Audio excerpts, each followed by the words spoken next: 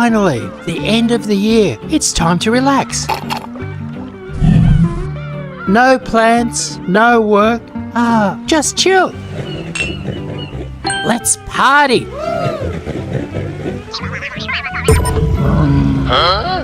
There's one more Growers Direct flash sale before the holiday. Wow! That's it. Vacation in the garden sale. Light up at 12 p.m. See you today.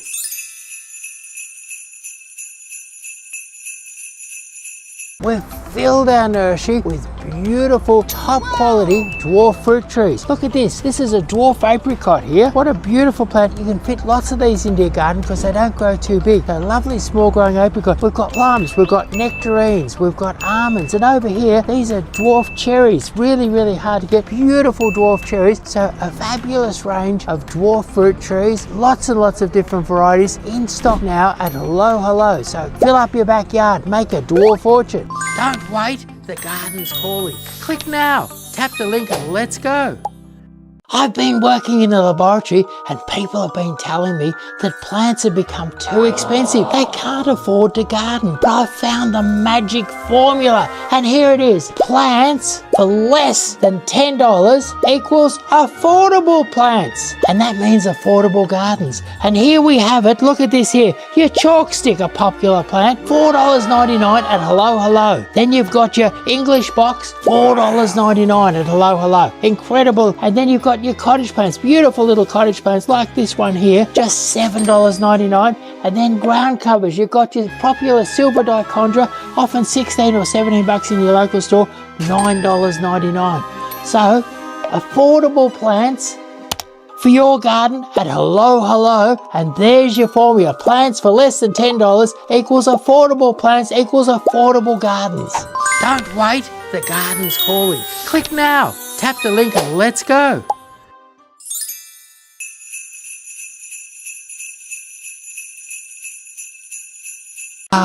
Finally, the end of the year. It's time to relax.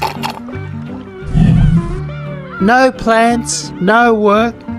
Just chill. Let's party.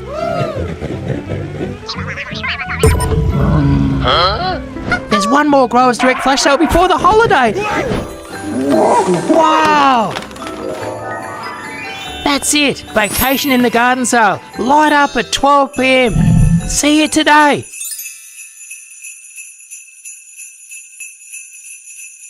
Look at this. What a beautiful hydrangea. Really unusual. You may have never seen this before. This has a beautiful little double bloom with no little white dot in the middle. Just a beautiful double bloom. And it's a mixture of beautiful pink and white. Absolutely gorgeous. It's called Miss Sayori. Now at Hello, we've got over 30 different types of hydrangea here. And this beautiful Miss Sayori is just one of the hydrangeas. So if you want to see some beautiful hydrangea and learn the best hydrangea for your garden, come down to Hello and check out this beautiful Miss Sayori with the double bloom and the pink and white flowers. Gorgeous. Don't wait, the garden's calling. Click now, tap the link and let's go. Have you left it too late to plant your tomatoes? You didn't put the seedlings in springtime like you should have? Well, it's not really too late. If you come down to Hello, we've got these beautiful cherry tomatoes for $6 each. But when you come down here, we've got a free one for every customer. So you come in here, buy anything you like, and you'll get a free cherry tomato. And these ones are good big size, and they're starting to produce tomatoes already. So it's not too late to get some tomatoes for this summer. So come down to Hello and get yourself a free cherry tomato.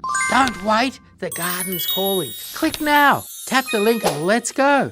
Do you need to block something out? Maybe you're on a busy street, maybe it's all loud and noisy, maybe you need a bit of visual privacy, you want to block out dirt. Ficus is fantastic. It's a beautiful, thick, lush green hedge that looks good every day of the year. Now, ficus is also very versatile. You can grow a pleach, it's got trunks underneath, or you can grow them into a round ball, and you can grow them in containers. They're really tough and easy to keep in a pot year after year after year. So you can make hedges in long planter boxes, you can make round balls on a stick and keep them in a pot, say beside the pool or something like that, and you'll find them much hardier and versatile than most other plants. And even if you're planting up on a balcony up high in Melbourne, it can be hot, it can be windy, it can be difficult, and ficuses are one of the few trees that are going to cut it in a hot, windy, difficult balcony up high in Melbourne. What people don't know is there's different types of ficus, and if you go to our ficus page, you'll see this ficus flash here, but you'll also see the very traditional ficus with the finer, more weeping foliage, and a new ficus that has less roots and doesn't grow quite as big as the traditional ficus. So for hedging, for topiaries, growing in a pot, ficus are fabulous. Don't wait, the garden's calling. Click now, tap the link and let's go.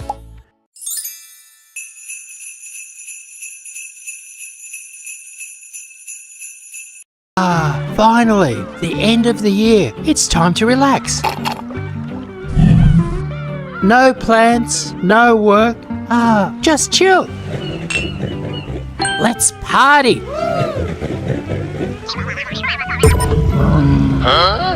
There's one more Growers Direct flash sale before the holiday. Wow! That's it. Vacation in the garden sale. Light up at 12 p.m. See you today.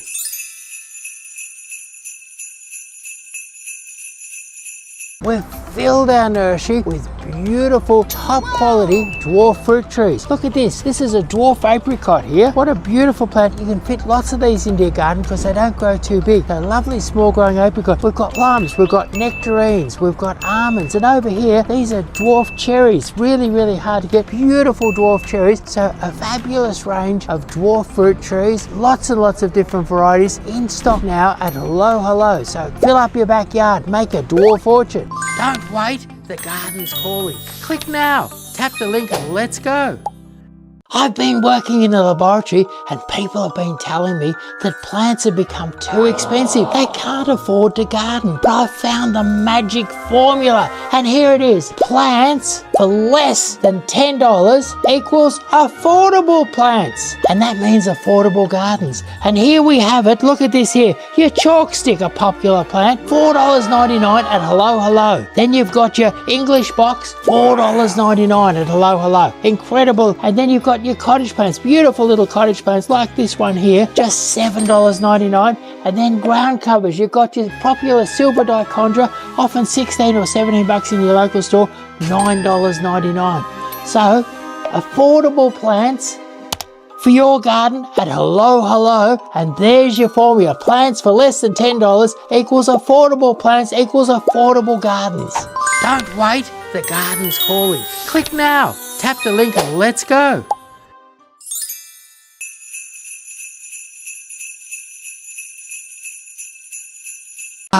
Finally, the end of the year. It's time to relax.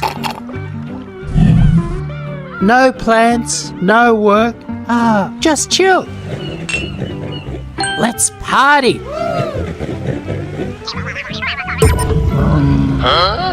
There's one more Growers Direct flash sale before the holiday.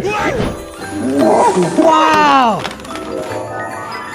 That's it. Vacation in the garden sale. Light up at 12 p.m. See you today.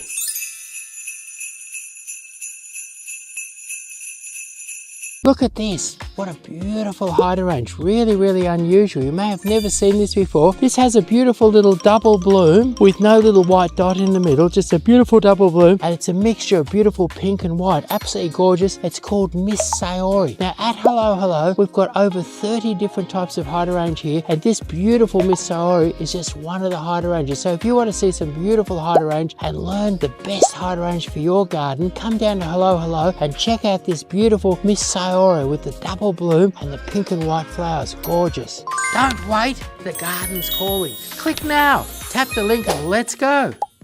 Have you left it too late to plant your tomatoes? You didn't put the seedlings in springtime like you should have? Well, it's not really too late. If you come down to Hello Hello, we've got these beautiful cherry tomatoes for $6 each. But when you come down here, we've got a free one for every customer. So you come in here, buy anything you like, and you'll get a free cherry tomato. And these ones are good big size, and they're starting to produce tomatoes already. So it's not too late to get some tomatoes for this summer. So come down to Hello Hello and get yourself a free cherry tomato. Don't wait, the garden's calling. Click now, tap the link and let's go. Do you need to block something out? Maybe you're on a busy street, maybe it's all loud and noisy, maybe you need a bit of visual privacy, you want to block out dirt. Ficus is fantastic. It's a beautiful, thick, lush green hedge that looks good every day of the year. Now, ficus is also very versatile. You can grow a pleat, it's got trunks underneath, or you can grow them into a round ball, and you can grow them in containers. They're really, really tough and easy to keep in a pot year after year after year. So you can make hedges in long planter boxes, you can make round balls on a stick and keep them in a pot, say beside the pool or something like that, and you'll find them much hardier and versatile than most other plants. And even if you're planting up on a balcony up high in Melbourne, it can be hot, it can be windy, it can be difficult, and ficus is one of the few trees that are going to cut it in a hot, windy, difficult balcony up high in Melbourne. What people don't know is there's different types of ficus, and if you go to our ficus page, you'll see this ficus flash here, but you'll also see the very traditional ficus with a finer, more weeping foliage, and a new ficus that has less roots and doesn't grow quite as big as the traditional ficus. So for hedging, for topiaries, growing in a pot, ficus are fabulous. Don't wait, the garden's calling. Click now, tap the link and let's go.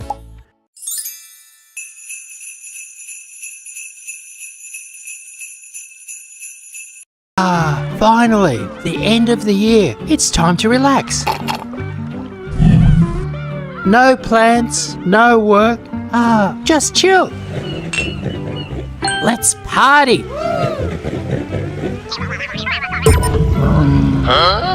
There's one more Growers Direct flash sale before the holiday.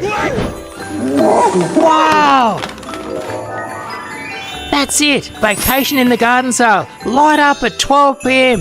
See you today.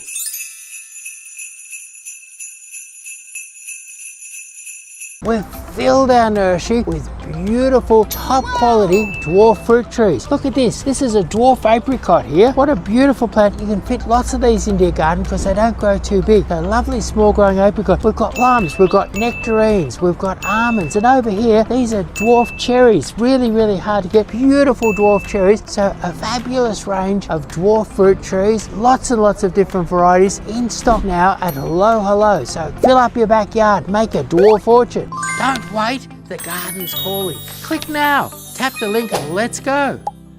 I've been working in the laboratory and people have been telling me that plants have become too expensive. They can't afford to garden. But I've found the magic formula, and here it is. Plants for less than $10 equals affordable plants. And that means affordable gardens. And here we have it. Look at this here. Your chalk stick, a popular plant, $4.99 at Hello Hello. Then you've got your English box, $4.99 at Hello Hello. Incredible. And then you've got your cottage plants, beautiful little cottage plants like this one here, just $7.99. And then ground covers, you've got your popular silver dichondra, often $16 or $17 in your local store, $9.99. So affordable plants for your garden at Hello Hello, and there's your formula. Plants for less than $10 equals affordable plants equals affordable gardens. Don't wait, the garden's calling. Click now, tap the link and let's go.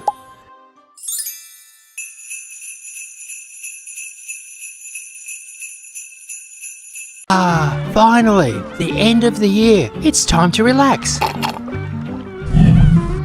No plans, no work, just chill. Let's party.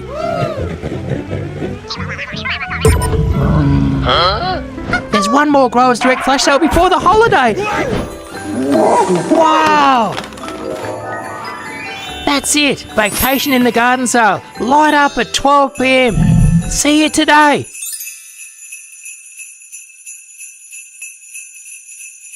Look at this. What a beautiful hydrangea. Really, really unusual. You may have never seen this before. This has a beautiful little double bloom with no little white dot in the middle. Just a beautiful double bloom. And it's a mixture of beautiful pink and white. Absolutely gorgeous. It's called Miss Sayori. Now at Hello Hello, we've got over 30 different types of hydrangea here. And this beautiful Miss Sayori is just one of the hydrangeas. So if you want to see some beautiful hydrangea and learn the best hydrangea for your garden, come down to Hello Hello and check out this beautiful Miss Sayori with the double bloom and the pink and white flowers. Gorgeous. Don't wait, the garden's calling. Click now, tap the link and let's go. Have you left it too late to plant your tomatoes? You didn't put the seedlings in springtime like you should have? Well, it's not really too late. If you come down to Hello, we've got these beautiful cherry tomatoes for $6 each. But when you come down here, we've got a free one for every customer. So you come in here, buy anything you like, and you'll get a free cherry tomato. And these ones are good big size, and they're starting to produce tomatoes already. So it's not too late to get some tomatoes for this summer. So come down to Hello and get yourself a free cherry.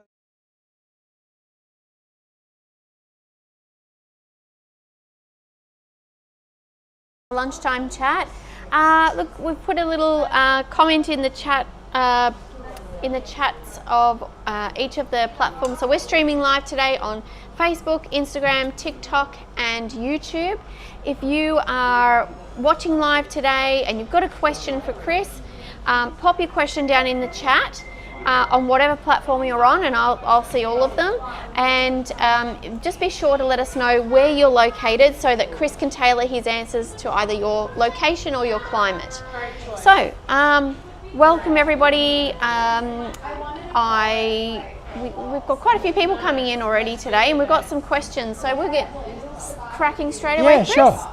All right. And I think we should say Happy New Year to everyone too. Yes, Happy New Year. It's a happy new gardening year. Yes. Yeah. Well, it's going to be a positive one.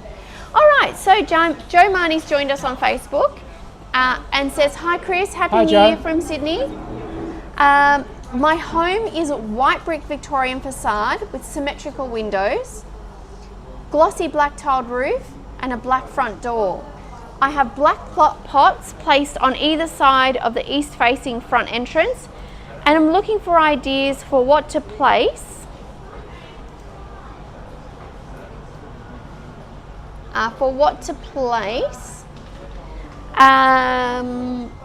In the pots, is it? Yeah, for what to place in those pots.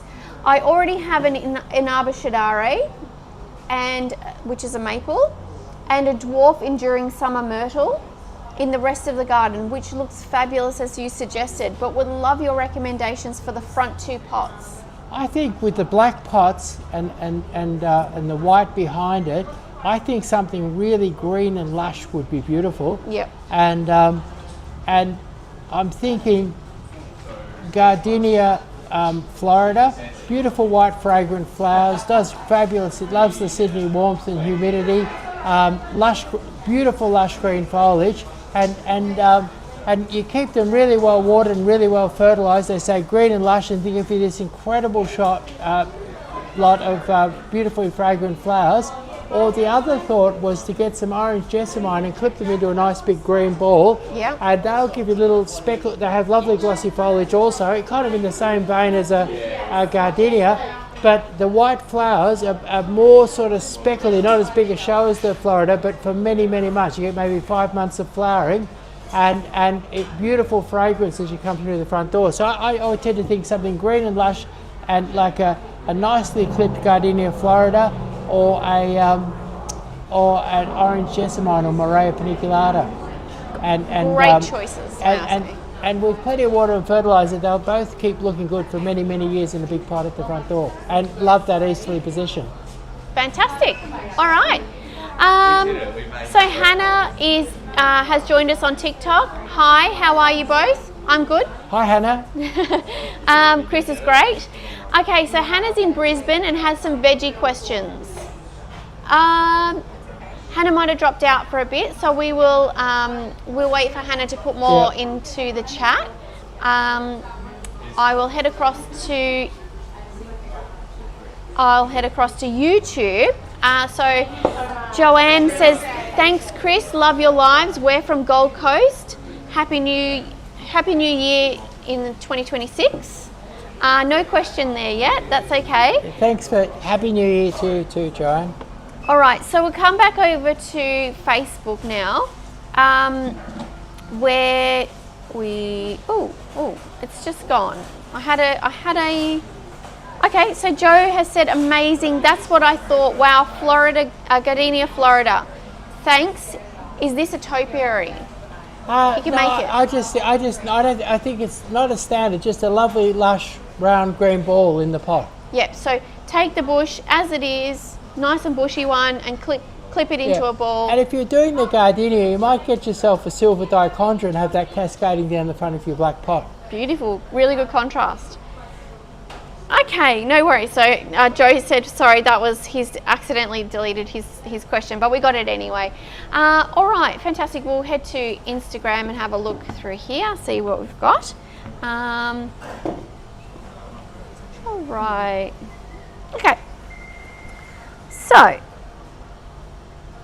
Chris, how can I tell if a plant is actively growing or if it's dormant? If it was a pot plant, and like the first thing plants do when they start to grow is they start to grow some roots. And so if the plant was in a pot, I'd kind of flip it out and look at and have a quick look at the root system and see if there's nice fresh white roots travelling down the outside of the pot. Would be one way to do it. It's a little bit harder if it's in the garden. So in the garden, what I'd be looking for is new leaves and new shoots on the top of it. Yeah. And so just brand new leaves and brand new shoots. But the first indicator you see if it's in a pot is new roots on the outside of going down the outside of the pot or around the outside of the pot. Beautiful, lovely. All right, so Hannah's back. So as Hannah said, she's growing. She's in Brisbane growing some veggies and has questions about that. I have a cucumber plant that is getting small cucumbers on it, but then they're falling off. And her zucchinis are also doing the same.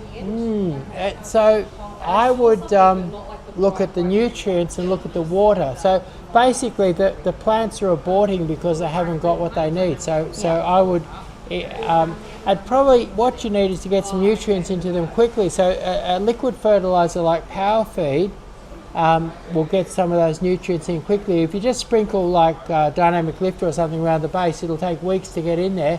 And basically you've got them active, you've got them going, and I think a sort of a complete liquid fertiliser like a Power Feed, there'd be many other ones you could use, and that done early in the morning when the evaporation rate is low, very early in the morning, because the plants with liquid fertiliser, they'll feed and draw in that liquid fertiliser for as long as it's liquid. So if you go during a hot, sunny, windy day and the liquid's dry in 30 seconds, then you only feed them for 30 seconds. So get up early in the morning or in the evening when the evaporation rate is low and use something like a Power Feed, use it all over the plant, and maybe use it every 3 or 4 days and get some nutrients into it, and keep the water up to them. Don't let them dry out, because I know you're having hot days up there between rain, so don't let them dry out. Keep them moist and use some nice powerful liquid fertiliser. Now, Hannah said she's waters every day and sea salt every 2 weeks. Now, I detect a potential pollination problem. So I feel like the plants are not being pollinated properly, and that might be resulting in the failure. Because if they can produce wonderful flowers, but if they're not pollinated well, then that can also result in the abortion of the fruit. Because I think things like your zucchinis and cucumbers, they'll tend to have a little, they look like they've got a little fruit and then drop it. Yeah, okay. And so if that was the case, I reckon something like a nice little patch of alyssum, to get a few punnets of alyssum or something, it's going to bring the bees to those plants. That's a good idea, yeah. All right, beautiful. So now we've got Deanne is on TikTok. I have those flowers that are behind you and I want to buy more because I love them. What are they called? These are called here we've got Picotee. Oh, the Bidens. Oh, they're Bidens. Yes. And they're Bidens Be Happy. Bidens Be Happy. All right, I'll chuck that in the chat for you there so you know what it is. Bidens Be Happy. It's BEE, I believe. Happy. And if you live within commuting distance of Hello, we've got beautiful big bushy ones out the front for $4.99. So they're a bit of a bargain at the moment. Beautiful. All right, so heading across to YouTube, Yosimos. Hi, it's Yossi from Melbourne. Happy New Year.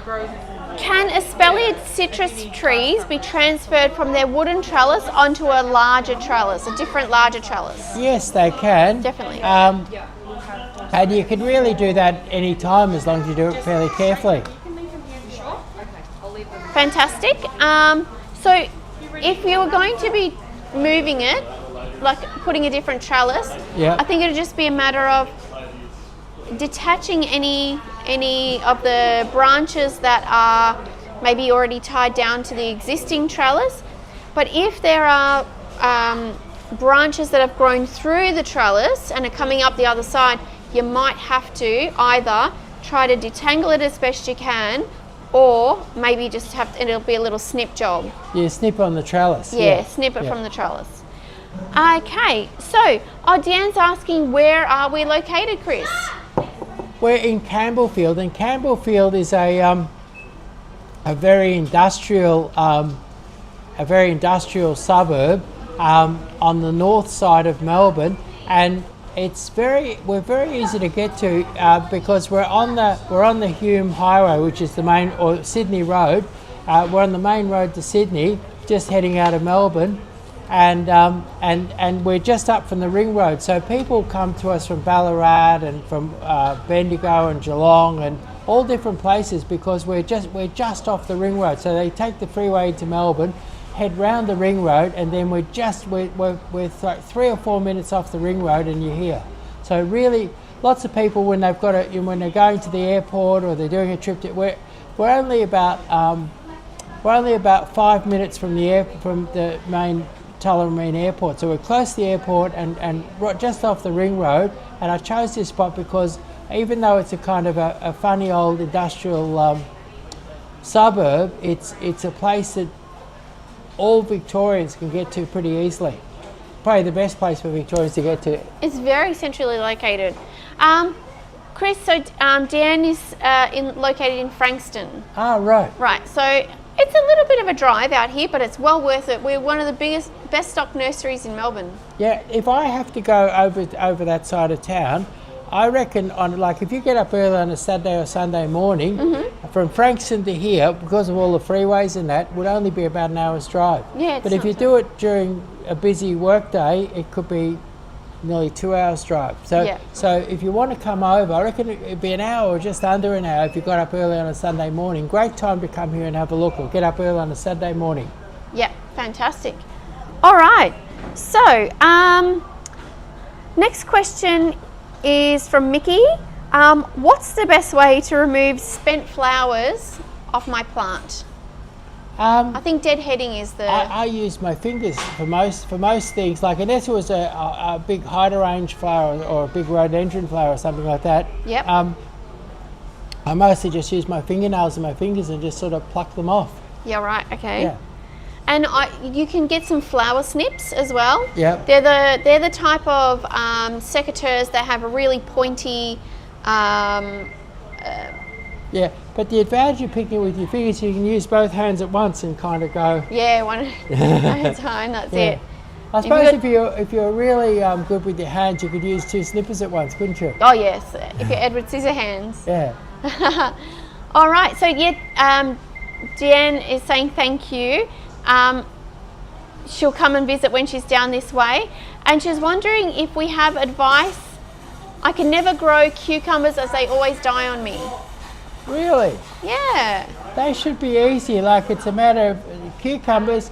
They like a good amount of organic matter, a good amount of compost in the soil before you plant. And I think if you make a little mound, because they like warm soil, and if you mound the soil up, it tends to warm up more quickly. Yep. Mix a bit of compost through it, really prepare that mound, and put a couple of cucumbers in it. You really shouldn't go wrong. They're heavy feeders, so they wouldn't mind a nice big, a few handfuls of like sheep manure, well rotted sheep manure. Yeah. Or something like that. Yeah. They'd really like that. And somebody said before that they sea sole them every 2 weeks. Now sea sole is good stuff, but I don't consider it to be fertiliser. It's more of a tonic than a fertiliser, and so that person who said that really should be using something like a power feed as well. I wouldn't say don't use the sea sole. There's nothing better than sea sole really, but it's a wonderful plant tonic. Whereas people get confused and they use it instead of a fertiliser. Yeah, and I think too, if you're going to use something like sheep manure, if you've got that laying around, if you can put it in a little I don't know, Hessian bag or a little, I know at Kmart you can get those little, you know, the fabric fruit bags. Yep. I think they're just a few dollars each. But if you put a good handful of that, of sheep manure into the bag, pull the top tight so that it can't get out, and then plunge that into your 9 litre bucket or into a 9 litre bucket, let it infuse and to become like a tea-like colour. Once it's the colour of tea, take that manure out and then use that to water your vegetables, and that will give the goodness of the sheep manure. Wow. Yeah. That's a great idea. Yeah. So Deanne's saying maybe that's where I'm going wrong. Perhaps I'm underfeeding. And also Deanne's saying I'm starting a worm farm. Would worm juice be a good food? Yes, that's right. Fantastic. Yeah. All right, beautiful. Well, thanks for that. I just need to find my way to the next question.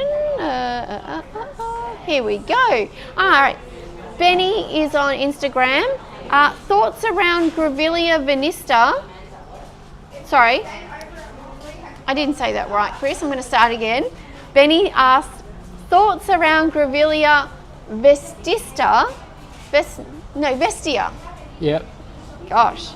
I bought one for screening. Can't believe how fast it's grown. Right, okay. I don't know that one particularly well. We'd have to Google and have a look at that. Yeah, I'm not too sure if I know that one either. I think I might be thinking of something else. All right, Estelle is also on Instagram. Happy gardening New Year, Chris and team. Will an African umbrella thorn acacia, Bachiella tortillas, grow on the Sunshine Coast? I'm looking for a smaller tree with a canopy. Wow. Yeah.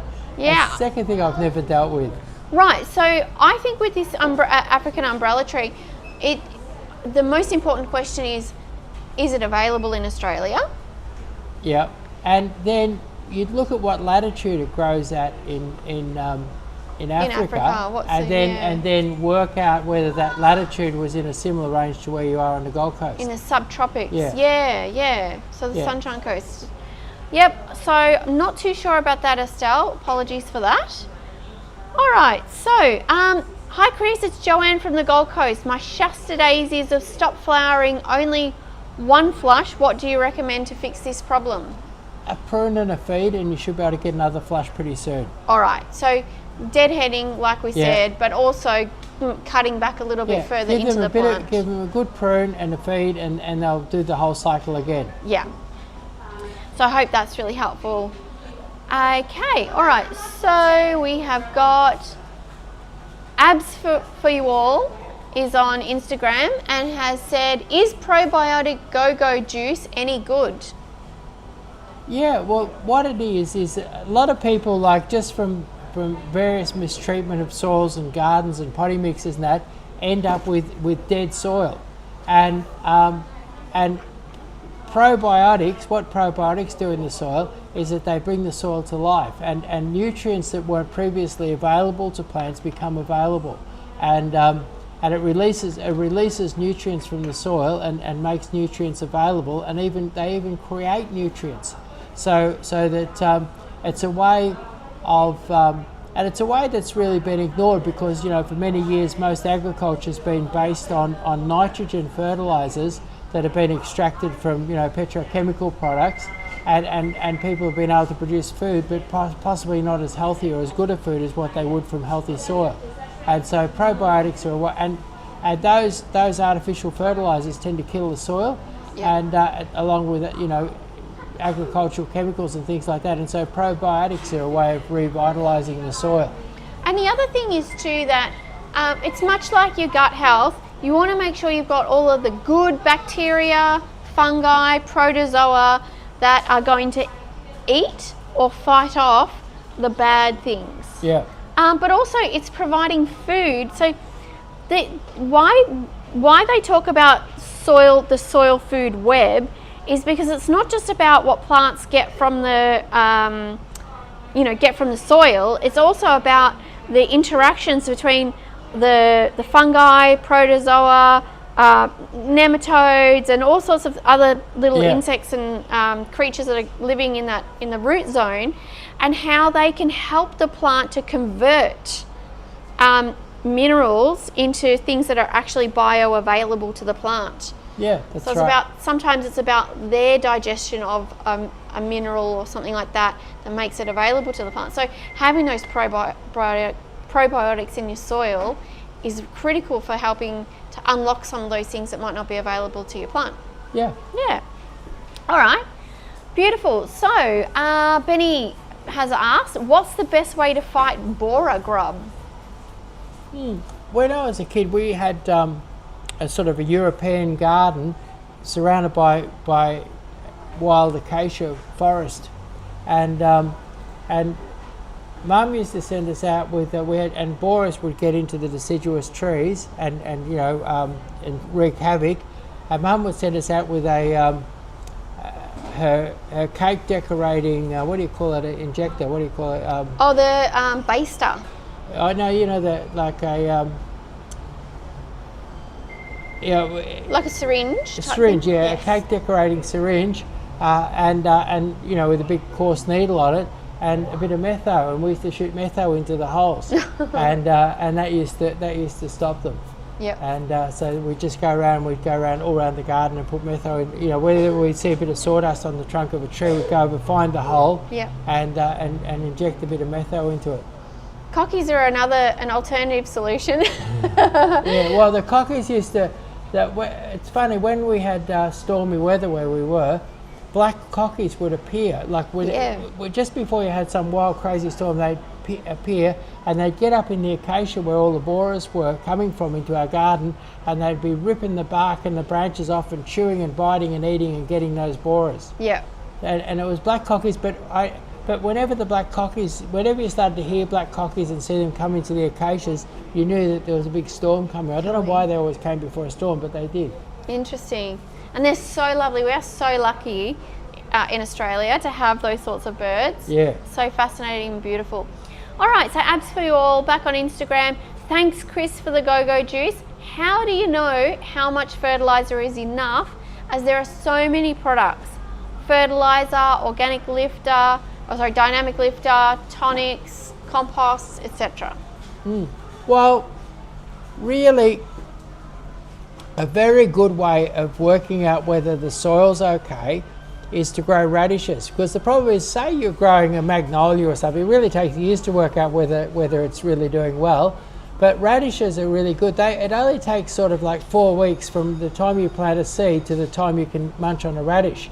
And radishes have a way of exposing what's wrong with the soil through their foliage. Like they get spots, and you can easily look up on the internet. So a really good, say you prepared some soil and you want to know, is this soil got everything in it, is this exactly what's needed? Plant some radishes, and then by looking at the spots on the leaves, patterns, size of the leaves, shape, the whole thing, radishes really, they're like an indicator plant, and they're used. Most potting mix companies, they'll make a big batch of potting mix, and then they'll put some radishes in. Do a pot of radishes and sow some seed in it, and within 3 weeks they can tell you exactly how good or bad that soil is.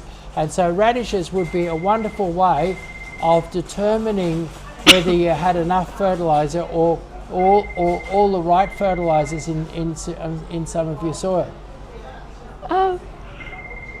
All right, so I've just got to go back here. So Abs for All has added to that. I mean, how to determine how good the soil is before adding all of the additives? You do a pH test is a very simple, cheap test. So a pH test will give you an idea about the pH. But I really think, something like, I really hold to the radish principle. Like, soil testing of all the different things can be very, very expensive, whereas radishes, a packet of radish seed and a week or two looking at them growing is very cheap. Yeah. And it's a very complete indicator. And even with all the science and analysis and everything available, I know that most potting mix companies use radishes to test the soil. Right, that's a really good tip. And then following on from that, We do have a question about, where is the question? What are the common signs of poor soil health? Well, you know, we had a really good example this morning. Yeah, that's we had right. a lady come in with some cuttings from a tree, and we could tell from looking at the leaves on the tree that the tree had chlorosis, which is the chlorophyll wasn't getting into the cells, or was disappearing from the cells for some reason. Yeah. Yeah. So looking at the plants in the soil, even the weeds, you know, and you could just looking at whether they're a nice rich green, whether they're full sized, whether they're growing well, just plain observation would be how you test your soil. And again, like I'm saying, radishes are a nice fast way of seeing that. Yeah. All right. So Stick Mafford is on Instagram. My garden is full of tears and rockeries. What are some nice cascading plants that can cover these? Okay. One of my favourites is your convolvulus. So you've got blue flowering and white flowering convolvulus is really, really good. And then prostrate rosemary is great. And then silver dichondra is beautiful. It just falls over beautifully over, and it's very, very fast growing. And then your cousin it is fabulous. Your cousin it is a melaleuca. Casuarina? Casuarina, so a casuarina gone wrong. It's a casuarina that somebody found that instead of growing up into a tree, actually just grew on a riverbank and just fell down the riverbank. And then people they've named it, they've propagated it, and it's a completely prostrate tree, and it's a very vigorous one, and it can look quite spectacular. I've done a few garden designs where I've done whole big banks just of cousin it and had it all cascading down, or I'll break it up with something sort of silver and bright. But they're probably, of course the other one would be your myoporum. Myoporum, you've got your urina, which is a dark green and sort of a broad leaf, and then you've got your fine leaf myoporums. There's a few different varieties, and so they're really, really good. And then there's a lot of grevilleas that are beautiful ground covers. There must be a couple of dozen different grevilleas that you can use. Some of them really quite aggressive and low and spreading, and they have beautiful sort of colourful bottle brush style flowers. So that gives you quite a good range. And what about Aptenia, the baby sunrose? Oh yes, actually, and I was going to do a video on that. I found a really nice patch of that. Your baby sunrose is fabulous, very, very fast growing, and it has little pink flowers on it. We've done a video on it we had a little cat in it as well. People love that video. But it's a succulent that really will cover a large area and stay really flat to the ground. Has a real lush greenness or a real bright sort of creamy green, sort of two different sorts. But that's a great ground cover. Yeah. And all of those will fall quite a distance between your tiers. Wonderful. What I'm doing, Chris, is I'm just putting that into the chat on each of the platforms, so that everybody's got the answers, so they don't have to be, trying to Google what it was that we've just said. Doesn't seem to be working on TikTok for me, but I'll see if I can find a way. All right. So moving on, what else have we got here? Facebook. Okay, here we go. It's me, Danny. Hello. Is squash and zucchini fruit? I guess they are, aren't they? They are fruits. They're fruit. They're like, I guess vegetables consist of root, like sort of tubers on roots. Yep. Leaves that you can eat, or then the fruit, and the fruit is the thing that forms after a flower. Yes. I've never really thought about it before, but basically how zucchinis and that work is that there's a flower, and then the seed pod forms, or the seed organ forms. Yep. Which is your fruit. The fruit. Which that's is right. Your fruit. Yeah. And now I hope, it's me, Danny, that this is settling a Christmas table discussion. This question, because it's a good one. Because tomatoes are fruit, eggplants are fruit, potatoes are tubers. That's right. Spinach is a leaf. That's right. So but they're all vegetables. Yes. Yeah. We do. We use the term interchangeably, don't we? Yeah. Yeah. All right. So I hope that's been really helpful. All right. So, look, and Michael is ahead of the game. When we were talking about great cascading plants, Michael said Aptenia. Yeah. And well done, Michael, because that is one of the most stunning ones that we you can, if you get one of those cascading out of a pot, you can get some really, really good results. Yeah. All right, so Lily is on TikTok. I have a small garden cart with long pot things. I'm in Victoria. What should I think it's how do I say? So I think like a garden cart. So maybe yes, you're picking up what Lily's putting down. It's got long pot things in it. Right. Okay. So Lily's in Victoria and wants to know what could you potentially plant in them? And follow-up question, which might help you to come to your answer there for Lily. What are some of the hardiest flowers in summer? So 2 questions, but you may or may not. A lot of people come in with sort of smallish pots at this time of year, and I think about how people, like they might go off to their beach shack for a week or something like that, and what they need is sort of if you wanted hardiness and colour, there's a range of succulents called blobs. And blobs come sedums. Sedum. Their commercial name is a blob, but they're sedums. And sedums, they grow quite vigorously, and they grow in a beautiful mound, and they'll cascade over the side of your pot. And you can forget to water them for a week or two. So if you're going, if you're living and getting around and things like that, your blobs can, and then you can mix your blobs up. There's lots of different succulents with nice contrasting colours and textures and things like that. So in sort of tall, narrow pots, particularly at this time of year when people are going away and leaving things behind and that, I think nice contrasting little succulents mixed with some of the blobs to cascade over the side would be really nice. Yep. All right, so Lily has asked,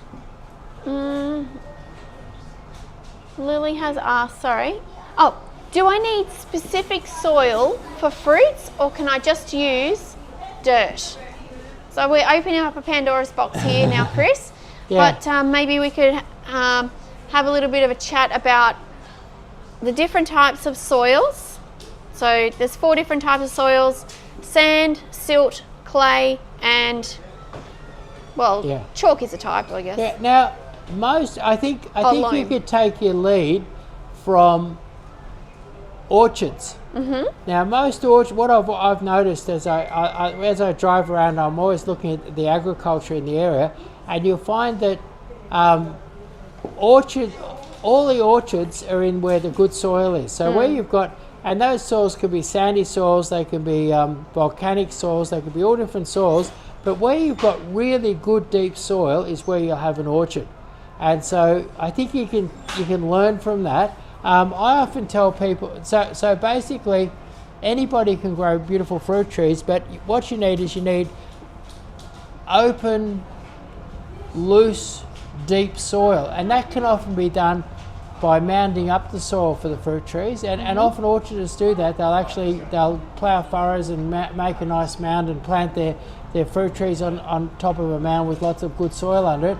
But generally speaking, mixing, and most fruit trees would like a pH between 6 and 7. So a nice neutral pH and deep loose soil with plenty of moisture. And the other thing you'll find that orchardists often put wind shelters around the outside of their field. So sheltered from severe winds, sunny. Nearly all fruits want sunny, and they want nice, loose, good soil. And most soils, to grow good fruit, would want to be nice and deep, and be broken up with compost and maybe a bit of loam, depending on what that soil's like, and add possibly a bit of lime added to it. Yep. Or dolomite lime. So basically, you'll find all the best country in Victoria is where the orchards are. And so what gives soil, when you say depth, good depth, what gives soils good depth? Is that it's got, it's nice and friable and it's got good air, enough air in the soil, so it's been broken up enough and good organic matter in there to a good depth? Is that what you mean? Yeah, that's what I mean. Yeah. Okay. So where a lot of where you find people are grazing, very often if you dig a hole there, there's only a couple of inches of good soil, then it goes all hard or rocky or something like that, or shaly or something like that. So and that's where orcharding, where you'd have to do, anybody could grow a beautiful fruit tree there too, but you'd have to do good soil preparation. That's right. So so I think what we often say, because I mean, when you think about an agricultural context and you think about agriculture through the ages, people have grown, you know, fruits and all sorts of things in many different locations around the world, in all different soil types,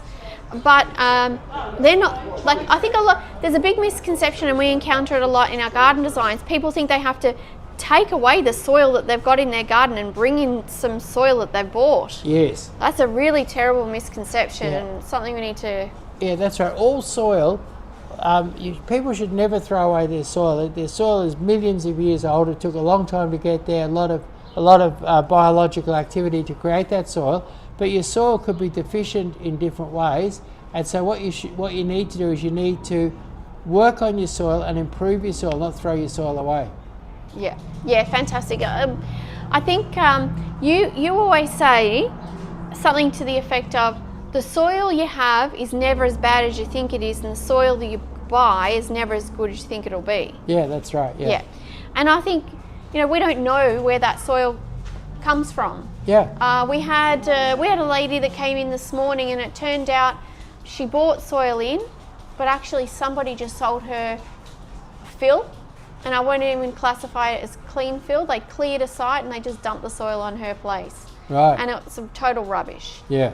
Could be subsoil, so very heavy clays from, you know, millions of years ago that haven't seen the light of day for millions of years, you know what I mean? And that's going to make it really difficult for her to improve that soil. Yeah. Yeah. So it's you're always better off just working on the soil that you've got. Yes, that's right. Yeah. Okay. So now,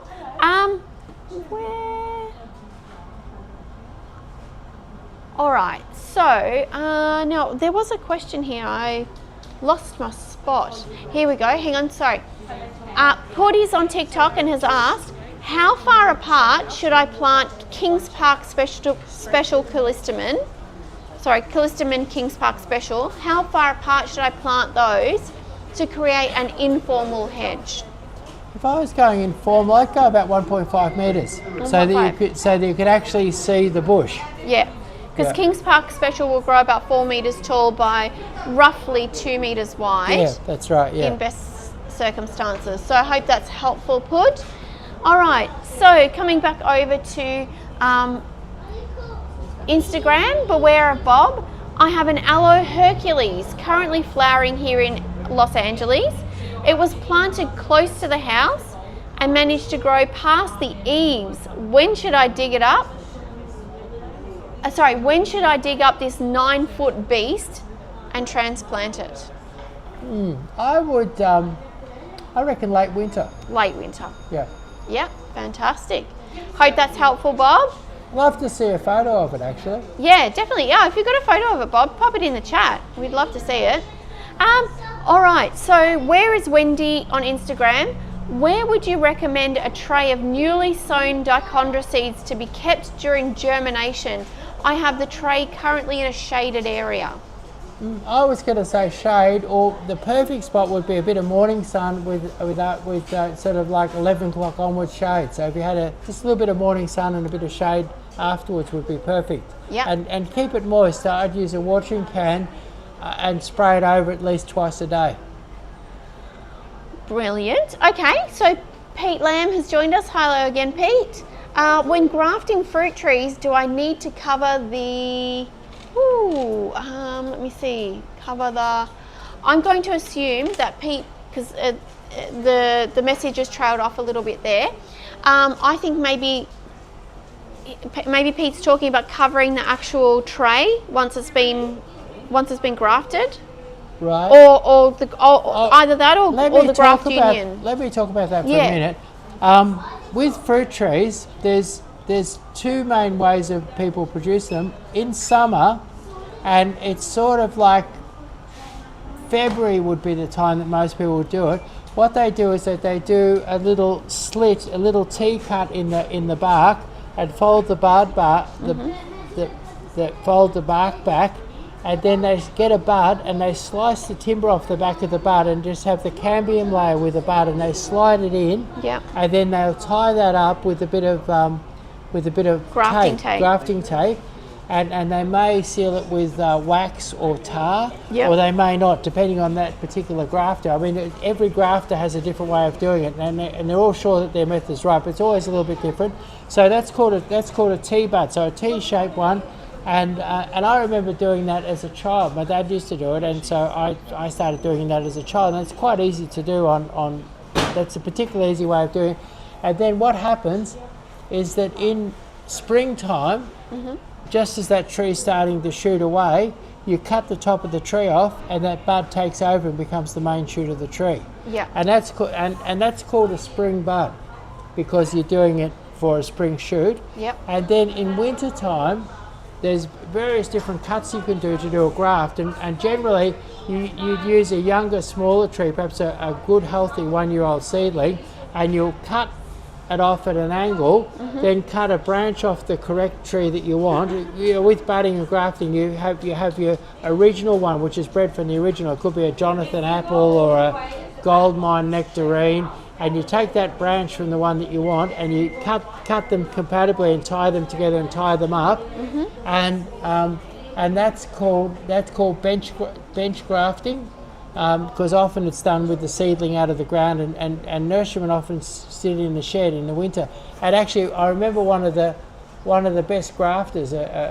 He's actually quite famous in Victoria. He's an old Dutch grafter, and he said that he learnt that when he was a young apprentice many years ago in Holland, they would sit the young apprentices on a bench and just let them do apple trees, because apple trees are really easy to bench graft, and they'd bench graft apples until they got it right, and then they'd be allowed to do more complex grafts. So the two main methods, there's probably other methods I could go into, but the two main methods for producing fruit trees is winter time when they're dormant, cutting it off and doing a compatible cut on a branch and putting that in, or the T-bud in the late summer. That's done in the late summer, and it's just the bud in the tape. Awesome. I love it. I love this talk about grafting, because it's something that doesn't get discussed very often, so it's great. All right, so Trisha wants to know, what are your thoughts on African tulip tree? My next door neighbour hates them, and I have 3 of them. And I know here we have a liriodendron called a tulip tree, but I don't know that it's from Africa. I wonder what an African, you might Google and have a quick look about an African tulip tree. But the tulip tree that we have here, we used to gather the leaves off them and hold them out to kids to scare them, because we called them ghost maples, because the liriodendron actually has a leaf that looks like a ghost, and in autumn they'd be bright yellow, and we'd go, oh, look at the ghost, and we'd sort of chase each other around with these ghost leaves when we were kids. And so that's the one that was the one that has the sort of the tulip-like flowers and grows in our Melbourne climate, but the African one I haven't. I think the one that Trisha's talking about is a Spathodea, which looks a little bit like you know what the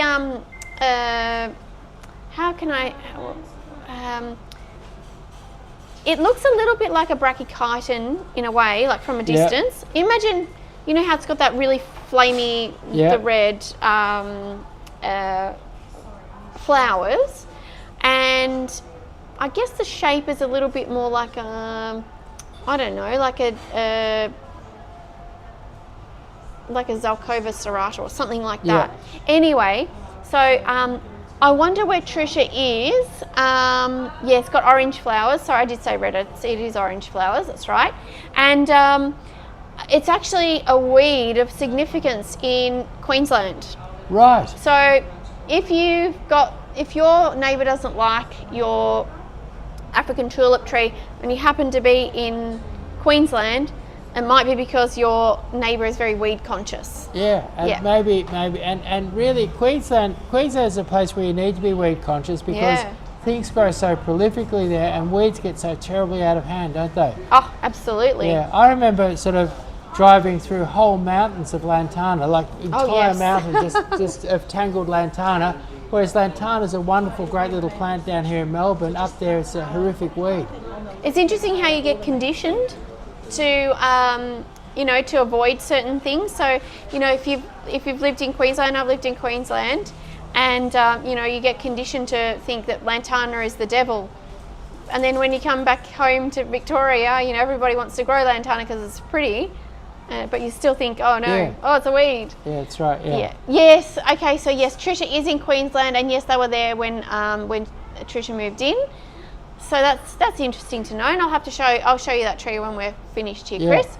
All right, so we're getting towards the end of our time now, so I'm going to run through very quickly a couple more questions. So, Afiq Garden says, "Hi sir, I'm from Malaysia, and you're my mentor without you knowing it." Wow. I started to know you when you explained lily pillies on YouTube. Sorry. Right. So there you go, bit of positive feedback there, very nice. It's great to be able to help somebody in Malaysia. Yeah, I'm glad to have you on the chat, Afiq Garden. Okay, so Grey Wolf Mama 63 is on TikTok, wanting to plant a weeping willow, Salix babylonica. How fast will it grow? Crazy fast. Given plenty of water, we grow a few in our nursery, and I reckon you could start off with one that was 50 or 60 centimetres in springtime, and if it was given unlimited water, it could be 3.5, 4 metres and quite bushy within the year. Oh, it's beside a large pond. Yeah. Yep. Yeah. Which is the best place for it. Once it plugs itself into that pond, it'll go berserk. Yeah. Okay, so Deck Lab. Hi, I'm looking for a broadleaf tropical style plant to screen the boundaries of my property. I was considering heliconias, but they won't survive in Toowoomba with the frost.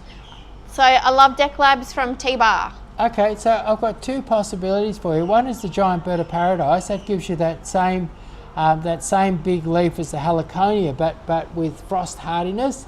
And then the other one that I found to be quite frost hardy with this, a nice big leaf, not quite as big as the heliconia, is your tiger grass. And your tiger grass, I'm growing that in Shepparton, where the frosts are probably more severe than Toowoomba, and it stands up to the frost really, really well. All right, beautiful. Okay, so I'll beware of Bob answered one of our questions. Saw your Japanese maple, I beg your pardon, I got this wrong. Saw your Japanese maple post earlier today and was wondering if it could survive or thrive indoors, placed in an east-facing storefront with a floor-to-ceiling windows. Yes and no. I wanted to have a beautiful Japanese maple in that situation. What I'd do is I'd probably grow 2 or 3 of them, or pot up 2 or 3 of them and rotate them in, and you'll find that they'll stay really, really good for a couple of weeks indoors. And then to keep their colour and keep their form, you'd then rotate them, put them outdoors, and so you could, if you had 2 or 3 of them, you could have an amazing Japanese maple in your storefront every day. Yeah, okay. All right, so Joanne says, hi again, Chris. Joanne from the Gold Coast. My white lavender is really struggling. It's planted facing east, no flowers yet, and planted 6 months ago. Full sun every day. Do you think it's the soil? Look, what a lavender likes is kind of the French sort of hot blazing sun, the French desert highlands, yeah, which is kind of different to the Gold Coast. Yeah. Yeah. So if I were to grow lavender up where you are, I'd grow it in sort of sandy, gravelly soil in a pot, so that it didn't get waterlogged. I think it would be so easy to get waterlogged up there because you get days and days of rain. And I'd put it in a hot, sunny spot, and I'd only give it minute amounts of fertiliser. Like I'd use something like Osmocote and just use like a quarter or a tenth, or even a fifth of what you'd use for a normal plant. Mm-hmm. So minute doses, a little bit of lime, minute doses of Osmocote, sandy gravelly soil in a pot in a hot sunny place, so fabulous drainage, very, very light on the and even during days and days of heavy rain, I'd probably bring the pot in and put it under the roof, Yep. All right, so we've got 2 questions left. The first one is Kachibi, my potted bloodgood maple got mildly toasted by a heat wave a month ago. Would it do better in a shady or shadier spot, or can I throw a shade net over it? If you put it in a spot that's out of the hot afternoon sun, that would certainly be a benefit. Also, the other thing, if you got yourself a plastic saucer that was 1 inch or 1.5 inches deep, and put that underneath it so that when you water it, a bit of water stays there, and that slows the drying process. And I've got a lot of Japanese maples in the nursery, out in the hot sun, in pots, and I think if you water them enough properly, you won't get them toasted at all. And I'm on that hot northerly side of Melbourne, and like for instance, we're expecting a 41 degree day on Wednesday, and do you know when I'm going to be doing my big watering? Is on Tuesday. Yes, absolutely. So what it is, I want them full of water and ready to battle that hot day. Yes. And even if my staff don't water them so good on the Wednesday, we're going to be fine. And so I reckon, and if I was after a monster heat wave, I'd even start today. So yes. I'd start today improving my watering.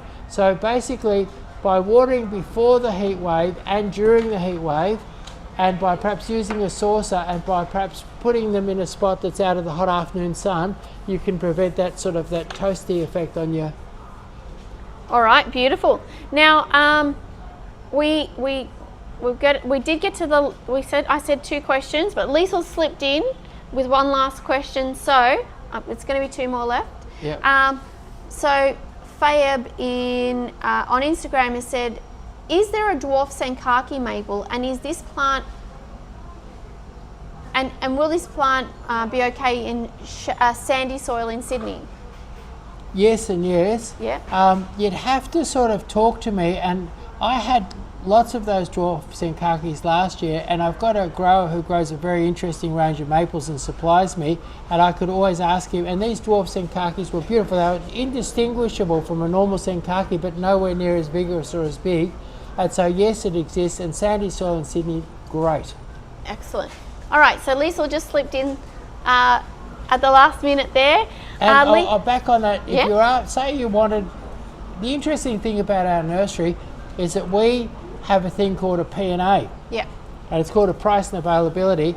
And what it is, I'm happy to have people sitting there doing research all day, every day about where to get things from, because what it does, we then update our website, and we update, and you'll find that we've got 15,000 items on our website, and that is because we do P&A. So if you wanted anything, be it a dwarf Sankaki or an extra large seaside daisy, or whatever it is that you want, or the big ears lamb's ear, or whatever it is, if you want something special, what you do is you do a P&A, and it might take a day or 2, but someone will call you back and say, yes, we've got those, and they're $12.50 each, and they're 2 foot tall, whatever they'll give you the lowdown, and you're able to obtain it. And I do it even though it's not a particularly profitable exercise, because it improves our knowledge of our market. Yeah, it is a good process. Okay, so Liesl has asked, how long does it take for a wisteria plant to grow up and cover the length of a carport in Melbourne? Right, okay, so wisterias love hot sun. And I planted a whole wisteria collection, all different varieties once. And basically, the first year I planted them, and this I think is the rule that I tell people, the first year you plant your wisteria, you'll be disappointed. It ain't going to do much. And what they did was this whole collection I did, they spent a whole year putting out big roots all through the garden. And wisteria roots are funny. I've dug them up. They're long. They go for miles. And they're real skinny. They're not a problem. They're long, skinny roots that go all over the place. And then once they've got those roots out, the next year they'll go berserk. So basically 2 years. Yep, 2 years. Yeah. And once they've got those roots out, if they're properly watered and fertilised in a proper garden and everything like that, it's nothing for them to extend their runners by 3 metres in a year. And the key to getting excellent growth, as always, is the best soil preparation you can do up front will reward you later. Yeah, that's right. Wisterias love loose soil. They like a neutral pH. They love a bit of fertilizer, and they love a bit of summer water. Yeah. All right. So, Chris, I know you've got to skedaddle. So, thank you all so very much for joining us today. We absolutely love the questions that you're putting in the chats. It's fantastic. Yeah. We get so many different questions. Thank you. And I really like it that people from all over the world are using our service. I really appreciate that. And I also want to thank people for coming up with lots of interesting questions that we were able to answer. And those interesting questions were such that they may be of value to people all over the place. Absolutely. All right. So today's Monday, and the next time we will be live will be on Friday for our Vacation in the Garden flash sale. Yeah. 12 p.m. this Friday. And you got any insights into what we can expect? So there's what it is it's summertime, and the growers tend to give us bigger, better bargains in summer. And I'll give you an example. We've got fabulous ornamental pears over 2 meters tall for $69.99. So beautiful advanced ornamental pears, $69.99, over 2 meters tall. Your favourite varieties, Capitals and Clevelands, and that's one of 100 specials that we're going to offer you. So to get the rest of the specials, you'll have to join me on Friday, or go to our page on Friday. The page gets released at 12 o'clock on Friday, and I'll be on your favourite platform going through each of the items with what it is that this range is designed so that people can do their garden project this summer. So we've got ground covers, we've got hedges, we've got specimen trees, we've got flowers, we've got cottage plants, we've got everything you can think of for you, a whole range of plants, 100 specials. I'll take you through, explain them all to you. 100 amazing specials, better specials than what you have back in springtime. So a great time to get out and do your garden project. A lot of people on holidays, good time to do your garden project, and it'll be this Friday at 12 o'clock. Absolutely. And in the meantime, you still have your Christmas holiday sale going. So until Friday, 12 o'clock, get online and pick up on that. And the interesting thing about the Christmas holiday sale is that we've got free garden design, we've got free delivery when you spend over $399, and for anybody spending over $399, we throw in a free plant valued at $100. So, and there's beautiful 5-foot weeping cherries. There's port wine magnolias about in a 12-inch pot, about 3 foot tall, beautiful bushy ones. And there's fabulous gardenia floridas with beautiful big 12-inch pot, $100 gardenia floridas ready to fill a giant pot in your garden. They really look more than $100 actually, those gardenias. Yeah. They really do. Yeah. And also the Chinese star jasmine, I'm speechless. This has been going since Christmas, and I still can't articulate how amazed I am by the growth on those. The Chinese star jasmines that we're giving away, they're really worth more than $100, but we've got $100 on them, and they're about 4 foot tall, and they're about 3 years old, and they're just covered in beautiful thick foliage. Yeah, they look amazing. So look, we look forward to catching you down here if you're still on holidays. If not, we're back. If we don't see you on Friday at 12 o'clock, we are back for more Q&A on Monday. So we'll look forward to seeing you then. Yeah, so join me Friday, 12 o'clock. Thanks, bye. Bye.